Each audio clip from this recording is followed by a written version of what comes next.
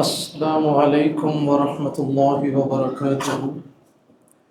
اعوذ باللہ من الشیطان الرجیم، بسم اللہ الرحمن الرحیم۔ الحمد للہ بفضلہ ومنہ وکرمہ۔ اللہ تعالی ہمارے قراء کا قرآن سنانا قبول کرے، اور جن احباب نے قرآن سنا اور سن رہے ہیں، اللہ تعالیٰ ان کا قرآن سننا بھی قبول فرمائے۔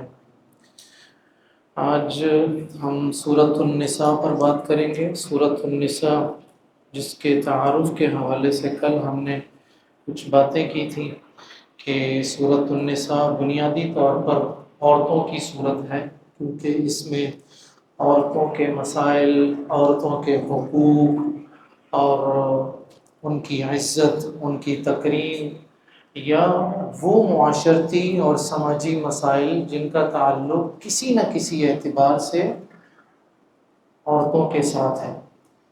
اس میں سورۃ النساء مدنی صورت ہے، اور غزوہ احد کے بعد 3 ہجری کے آخری مہینے میں یا 4 ہجری کے شروع میں یہ صورت نازل ہوئی۔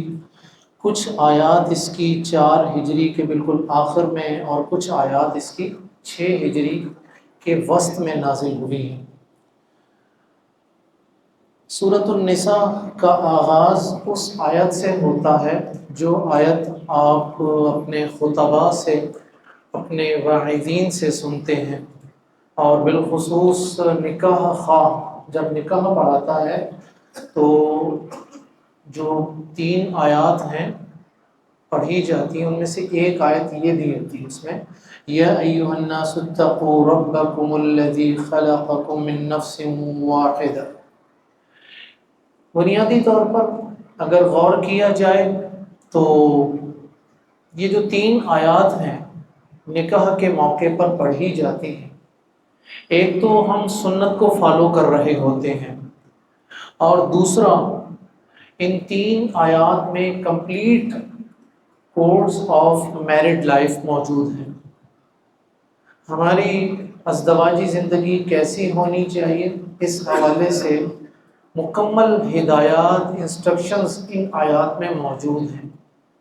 ہمیں بار بار اللہ کے تقوی، یعنی اللہ سے ڈر کا کہا گیا، صلہ رحمی کے لیے کہا گیا، اور ایک دوسرے کو اسپیس دینے کے لیے کہا گیا، ایک دوسرے کو برداشت کرنے کے لیے کہا گیا، جس پر میں بھی آگے چل کر بھی کچھ باتیں کرتا ہوں۔ پھر اس کے بعد یہاں پر 1 سے زائد نکاح کے حوالے سے بات کی گئی۔ 1 سے زائد نکاح جس کی اجازت ضرور ہے، لیکن اس مرد کے لیے جو انصاف کر سکتا ہے، جو حقوق دے سکتا ہے۔ ہمارے معاشرے میں عمومی طور پر اکثر مثالیں ایسی ہیں کہ جو لوگ دوسرا یا تیسرا نکاح کرتے ہیں وہ اپنی پہلی بیوی کے حقوق کو ادا نہیں کرتے، اس میں مجرمانہ غفلت والا رویہ اختیار کرتے ہیں، جس کی وجہ سے ہمارے معاشرے کی اکثر عورتیں عدم تحفظ کا شکار ہو جاتی ہیں۔ پھر یہ ایک جہاں کوئی ایسا معاملہ ہو تو وہاں ایک مہابھارت والا ایک سلسلہ شروع ہوتا ہے، تو اس میں دونوں کی طرف سے افراط اور تفریط والے معاملات ہیں، مردوں کی طرف سے بھی، عورتوں کی طرف سے۔ اگر مرد حقوق ادا کریں تو کوئی عورت کبھی بھی عدم تحفظ کا شکار نہ ہو۔ اس اعتبار سے کہا گیا کہ بھائی فَانكِحُوا مَا طَابَ لَكُم مِّنَ النِّسَاءِ مَثْنَىٰ وَثُلَاثَ وَرُبَاعَ۔ انصاف نہیں کر سکتے تو بھائی ایک ہی پر اکتفا کرو، یہ فرض نہیں ہے، یہ لازم نہیں ہے، اگر کر سکتے ہو تو پھر۔ اس حوالے سے مہر کی بات کی گئی، اور مہر عورت کا حق ہے، یہ ہمیں لازمی ادا کرنا چاہیے۔ ہمارے معاشرے میں ایک رسم یہ موجود ہے کہ مہر کو طے کر لیتے ہیں لیکن دیتے نہیں ہیں، تو بھائی یہ مہر جو ہے یہ ایک عورت کا حق ہے۔ اس حوالے سے وہ ہمارے پاس یہ جو ایک غلط فہمی مشہور ہے، مہر فاطمہ، بھائی مہر فاطمہ کا کوئی وجود نہیں ہے۔ مہر آپ اپنی جو فائنانشل سٹیٹس ہے اس کے حساب سے آپ دے سکتے ہیں، لے سکتے ہیں بھائی، وہ 5,000 بھی ہو سکتا ہے، وہ 5 لاکھ بھی ہو سکتا ہے، وہ 5 کروڑ بھی ہو سکتا ہے۔ شریعت نے حق مہر کو فکس نہیں کیا۔ آپ اپنی صورتحال دیکھیں، اپنے معاشرے کی روایات کو دیکھیں، کیونکہ اس میں حق مہر زیادہ کرنا، اس میں شریعت کی کوئی مخالفت نہیں ہے، لیکن دیجیے ضرور، یہ لازمی اس کا حق ہے۔ اس کے بعد سب سے اہم ترین موضوع سورۃ النساء میں وہ یہاں پر ذکر کیا گیا وراثت کے حوالے سے، للرجال نصیب مما ترک الوالدان والاقربون، مردوں کا حصہ ہے وراثت میں اور عورتوں کا بھی حصہ ہے۔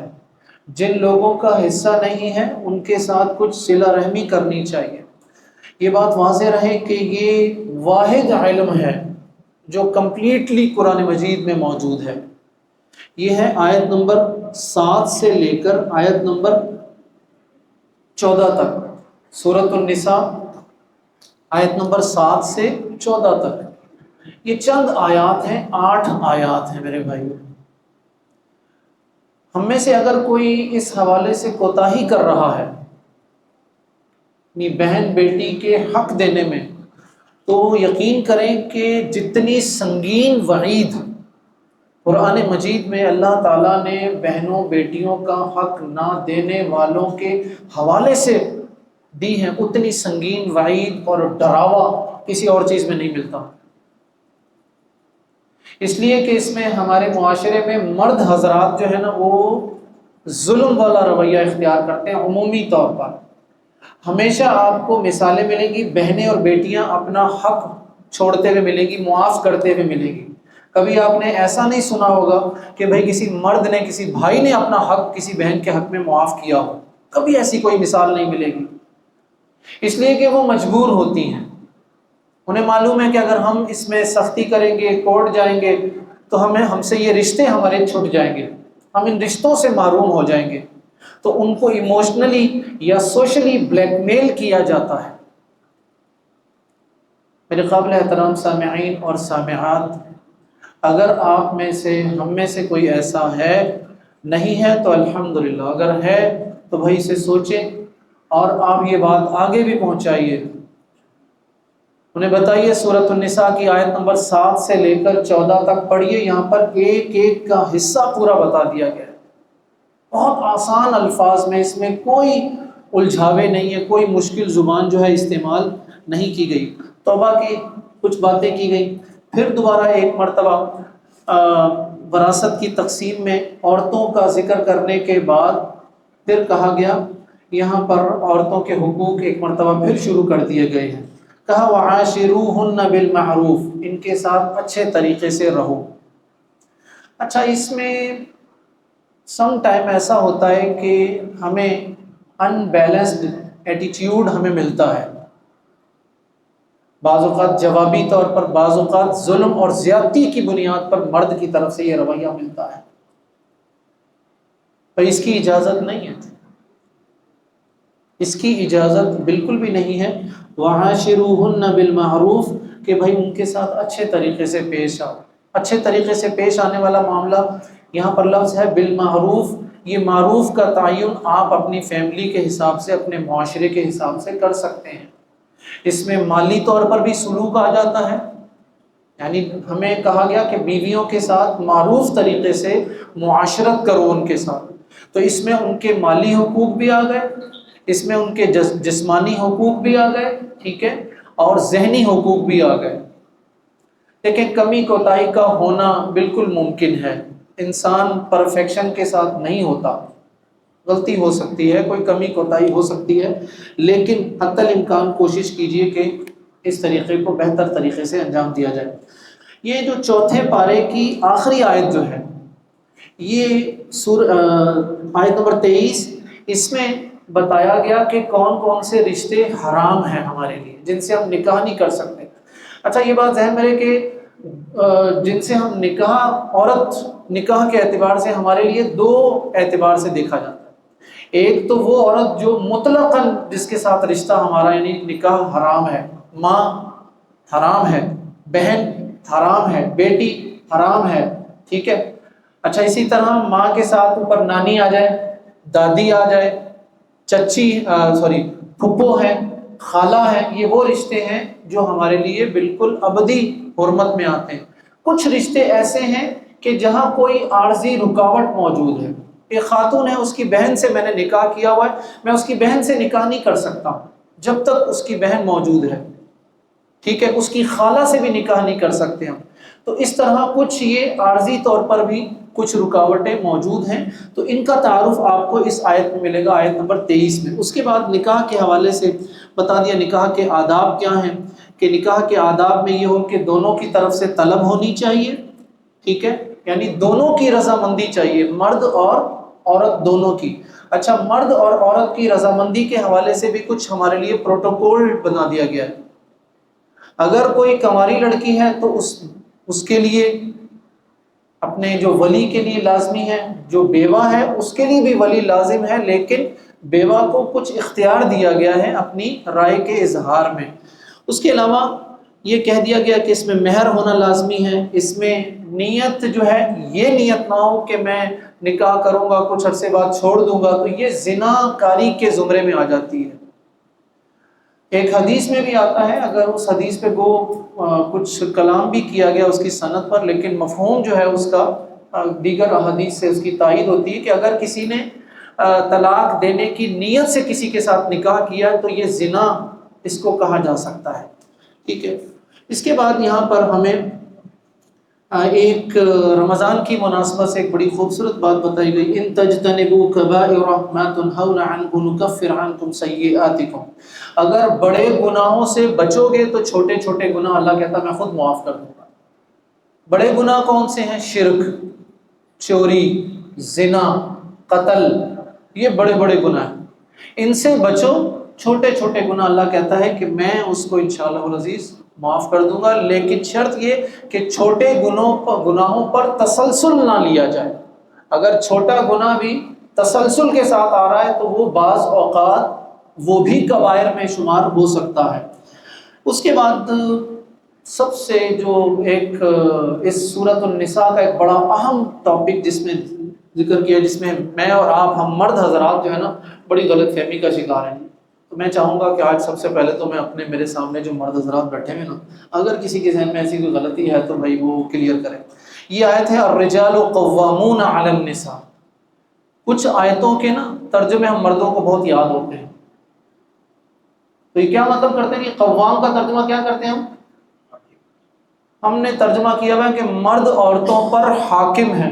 بھائی یہ ترجمہ غلط ہے بھائی، مرد عورتوں کے ذمہ دار ہیں، کفیل ہیں، ان کے نگران ہیں، ان کے محافظ ہیں۔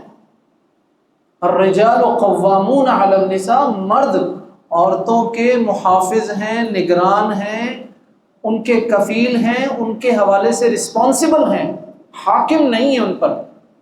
اس لیے کہ قوام کا ترجمہ حاکم کر کے ہمارے معاشرے کے شوہر حضرات عورتوں پر یعنی اپنی بیویوں پر ظلم کے راستے کھول لیتے ہیں، اور سم ٹائم ہاتھ اٹھاتے ہیں، مارتے بھی ہیں ان کو، ان پر ظلم اور تشدد والے رویے بھی اختیار کرتے ہیں۔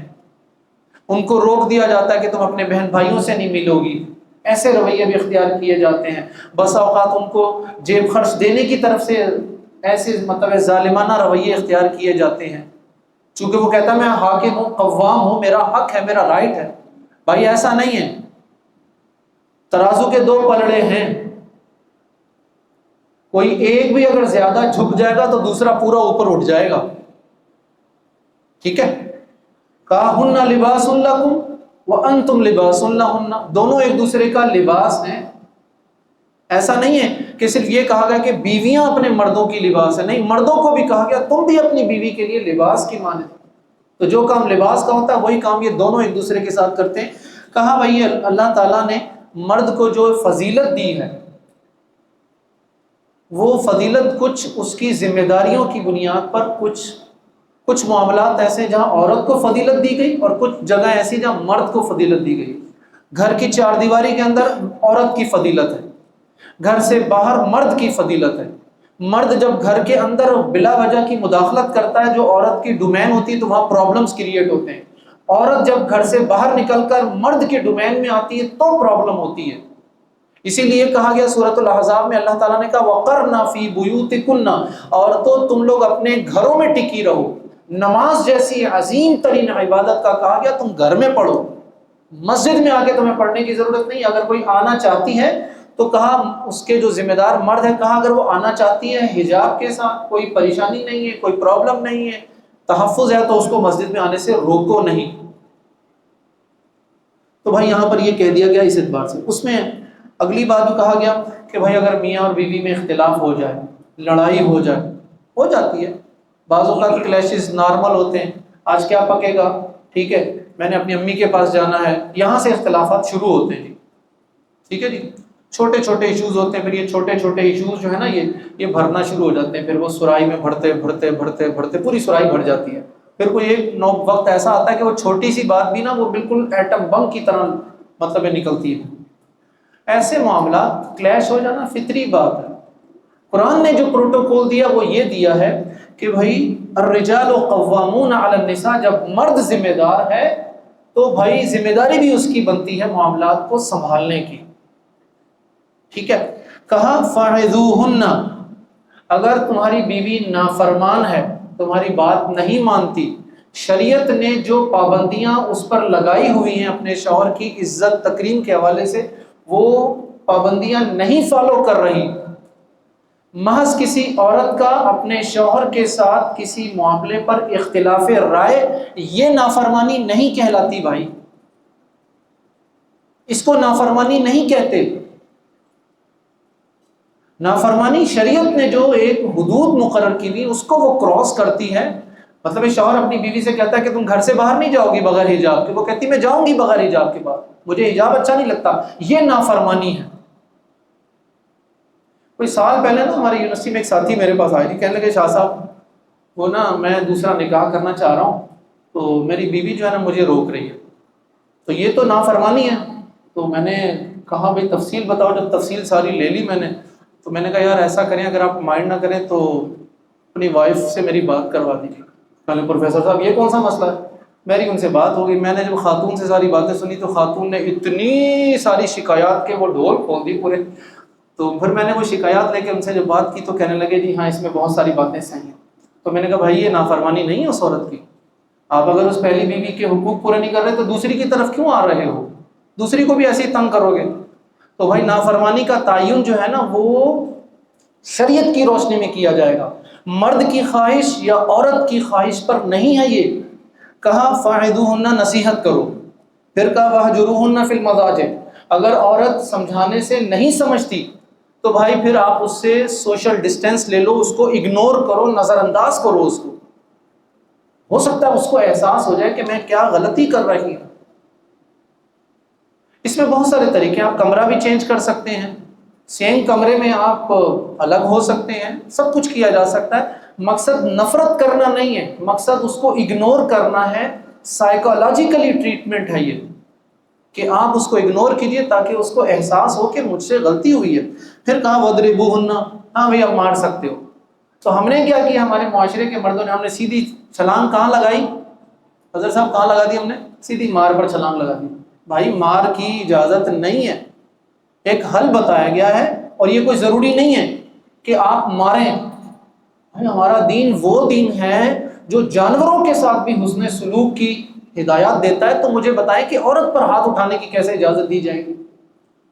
اور یہاں مار سے مراد وہ مار نہیں ہے، اس کی عزت نفس کو برقرار رکھا جائے. اس آیت کو سامنے رکھا جائے تو معلوم ہوتا ہے کہ یہ تینوں طریقے ابھی شوہر اور بیوی کے درمیان میں ہے، کوئی تھرڈ پارٹی انوالو نہیں ہو رہی. مارنا ہے بچوں کے سامنے، لوگوں کے سامنے مت کرو اس کے ساتھ ایسا کوئی مس بہیو جس سے اس کی عزت نفس پر حرف آئے، اس کی تذلیل ہو.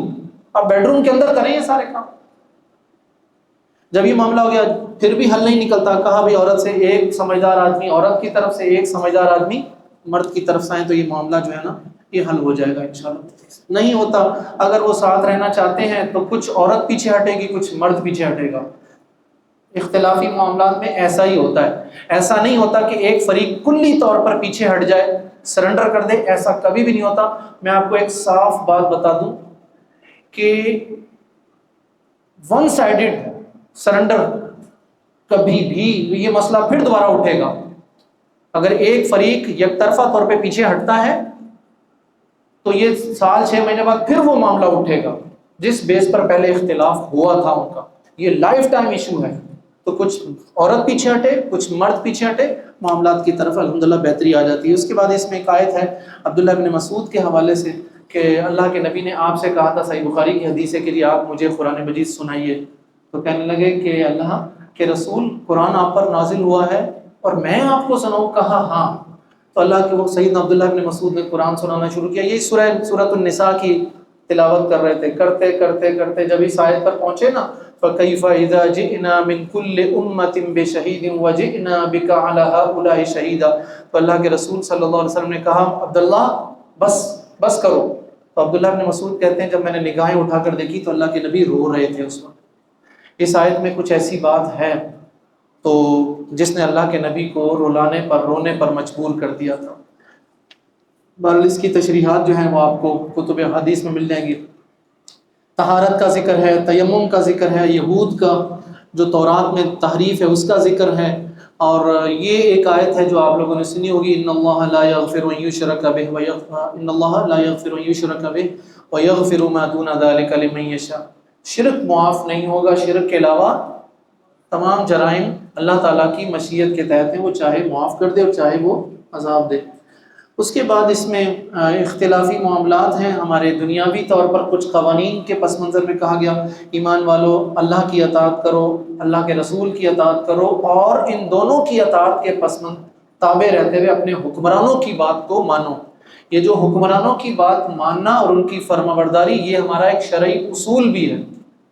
یہ اصول ہمارے عوام کو پاکستان میں نہیں پتہ، لہٰذا جس کا دل کرتا ہے اٹھتا ہے حکمرانوں کی ایسی تیسی پھیرنا شروع کر دیتا ہے، محض صرف اور صرف سوشل میڈیا کے پروپیگنڈا بیسس پر. نہ حقیقت ہے، نہ سچ ہے، نہ جھوٹ ہے، کسی چیز کی کوئی پرواہ نہیں. اس پر میں آگے چل کر کروں گا. علی کل حال بتانا یہ ہے کہ ہمارے حکمرانوں کے ہم پر کچھ حقوق ہیں. جس طرح ہمارے حکمرانوں پر حقوق ہے تو حکمرانوں کے ہم پر حقوق ہیں. اللہ کے نبی صلی اللہ علیہ وسلم کے فیصلوں کے بارے میں کہا گیا فَلَا وَرَبِّكَ لَا يُؤْمِنُونَ حَتَّى يُحَكِّمُوكَ فِي مَا شَجَرَ بَيْنَهُمْ. آپ کی زندگی میں کوئی اختلاف ہو تو آپ سب سے پہلا سوال کیا کریں؟ اللہ کے نبی صلی اللہ علیہ وسلم کا اس میں فیصلہ کیا تھا. اور جب وہ فیصلہ آپ تک پہنچ جائے تو پھر آپ نے اپنے دل میں کوئی تنگی محسوس نہیں کرنی. ایشو کیا ہے؟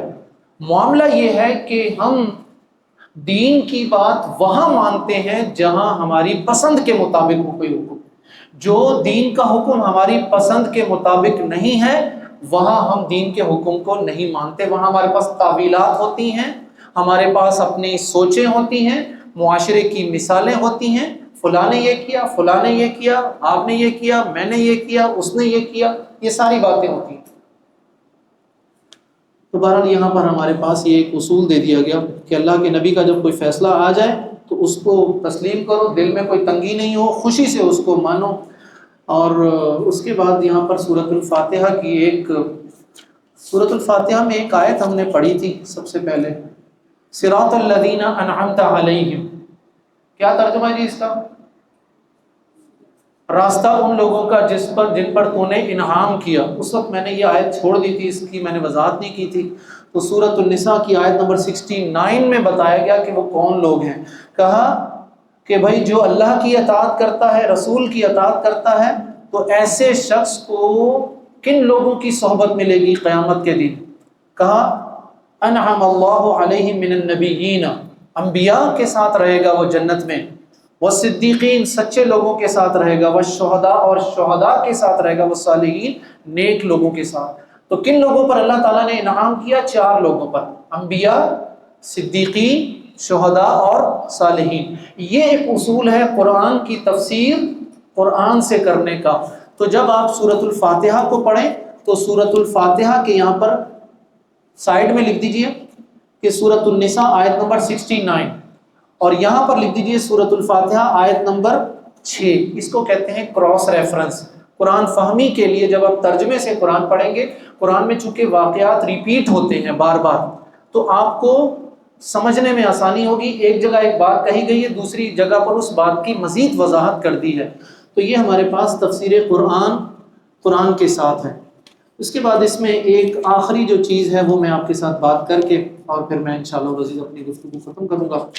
یہ ہے جی وَإِذَا جَاءَهُمْ أَمْرٌ مِّنَ الْأَمْنِ أَوِ الْخَوْفِ أَذَاعُوا بِهِ وَلَوْ رَدُّوهُ إِلَى الرَّسُولِ وَإِلَى أُولِي الْأَمْرِ مِنْهُمْ لَعَلِمَهُ الَّذِينَ يَسْتَنبِطُونَهُ مِنْهُمْ۔ مجھے یوں لگتا ہے جیسے یہ آیت جو ہے نا آج نازل ہوئی ہے۔ یقین کریں اس آیت کا مفہوم سنیے ذرا۔ قرآن واقعتاً معجزہ ہے، سنیے ذرا۔